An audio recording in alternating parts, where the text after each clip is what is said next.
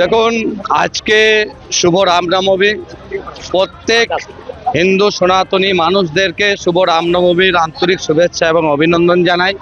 প্রত্যেক বছর আপনারা জানেন দুবরাজপুরের যে রামনবমীর যে সমিতি আছে তাদের পক্ষ থেকে যে বর্ণাঢ্য শোভাযাত্রা বের হয় দুবরাজপুরের রাজপথে। সেই শোভাযাত্রা যায়, হাজার হাজার মানুষ রাম ভক্তরা তারা রাস্তার ধারে দাঁড়িয়ে এই শোভাযাত্রা দর্শন করে এবং আমরা প্রত্যেকেই রাম ভক্ত, আমরা এখানে অংশগ্রহণ করেছি। দেখুন, আজকে শুধুমাত্র লোক দেখানো, শুধু ছবি তোলার জন্য যারা এই মিছিলে 1 মিনিটের জন্য এসে চলে যায়, আপনারা বুঝে যান, বাকিটা বলার দরকার পড়ে না।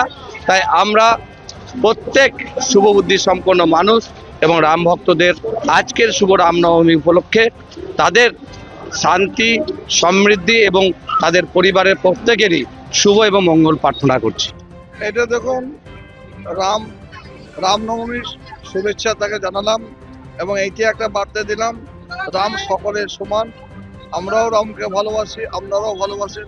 এলাকায় যাতে শান্তি থাকে এবং দুবরাজপুরবাসীকে রাম নবমীর শুভেচ্ছা জানালাম যে আপনারা শান্তি থাকুন, আপনারা কোনো ভয় করবেন না, আমরা আপনাদের সঙ্গে আছি। কখনো একসাথে কখনো আগে পেছনে দেখা যাচ্ছে দুই প্রার্থীকে এই রামনবমীর একই শোভাযাত্রায়। দেখুন, আমরাও বেরিয়েছি, ওরাও বেরিয়েছে।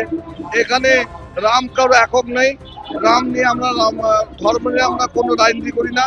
আমরা মানুষকে একটা বোঝাতে চাচ্ছি, রাম সকলের শান্তির প্রতীক। আপনারা শান্তি থাকুন, ভয় পাওয়ার কিছুই নেই, আমরা আপনাদের সঙ্গে আছি। বিজেপি প্রার্থী বলছেন যে উনি এলেন, দেখা করেন, আবার বেরিয়েও গেলেন। কেন বেরিয়ে গেলেন সেটা বুঝতেই পারছেন। এই ধরনের কটাক্ষ করছেন বিজেপি প্রার্থী। আমি তো এখানে আছি, দেখতে পাচ্ছেন, র্যালির সঙ্গে আছি।